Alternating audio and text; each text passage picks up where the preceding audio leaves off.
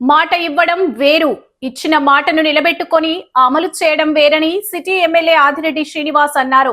2019 ఎన్నికల సమయంలో ఇచ్చిన హామీ మేరకు 5 లక్షల భవానీ చారిటబుల్ ట్రస్ట్ నిధులతో బత్తినా నగర్ లో వాకింగ్ ట్రాక్, జిమ్ సామాగ్రి ఏర్పాటు పనులను ప్రారంభించారు. ఈ సందర్భంగా ఆదిరెడ్డి శ్రీనివాస్ మాట్లాడుతూ బత్తినగర్ తమ కుటుంబానికి ఎంతో సెంటిమెంట్తో కూడిన ప్రాంతమన్నారు.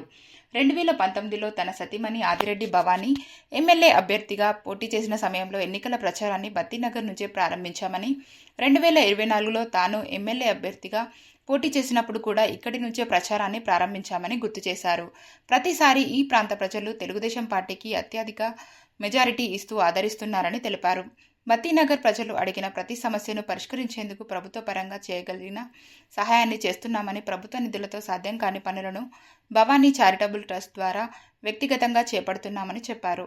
2వ డివిజన్ నారాయణపురంలో మసీదు నిర్మాణం పూర్తయిన అనంతరం బత్తినగర్ మసీదుకు కూడా షెడ్డుకు ఏర్పాటు చేస్తామన్నారు. టీడీపీ జిల్లా కార్యదర్శి కాశీ నవీన్ కుమార్, మాజీ కార్పొరేటర్ కడలి రామకృష్ణ, ఉప్పులూరి జానకి రామయ్య తదితరులు పాల్గొన్నారు. ఎడ్యుకేషన్ డిపార్ట్మెంట్ నుంచి అవ్వట్ల ఈ మన రేషన్ షాప్ ఒకటి ఉందంటున్నారు కాబట్టి ఇది ఎలాగన్నది నేను ఒకసారి మాట్లాడతాను. బత్తినగర్ 1వ వార్డు మాకు చాలా సెంటిమెంట్తో కూడిన ప్రాంతం ఇది.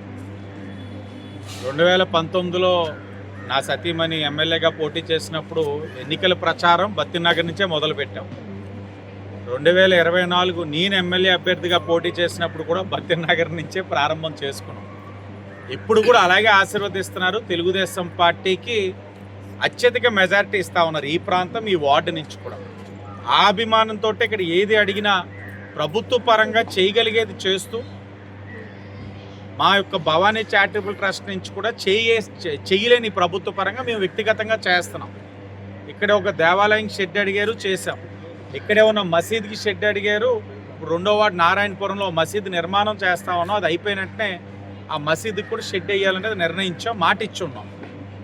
అలాగే ఇక్కడ పార్క్ ఒకటి కావాలి, ఇక్కడ ఉన్న మహిళలందరూ వాక్ చేసుకోవడానికి అడగడం జరిగింది. అది సుమారు 5 లక్షలు అవుతా ఉంది. ఈ 5 లక్షలు కూడా మా భవానీ చారిటబుల్ ట్రస్ట్ నుంచి నా సొంత నిధులతో 2019లో మాట ఇచ్చున్నాం.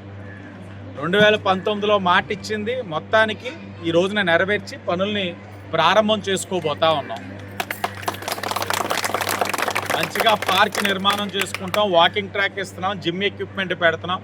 మహిళలందరూ కూడా ఆరోగ్యంగా ఉండాలని చెప్పి మీ శాసనసభ్యుడిగా కోరుకుంటా ఉన్నాడు. అలాగే కొన్ని ఉన్నాయి సమస్యలు. 200 కుటుంబాలు ఉన్నాయి. 3 రేషన్ షాపులకి విభజించబడ్డాయి ఆ 200 కుటుంబాలు.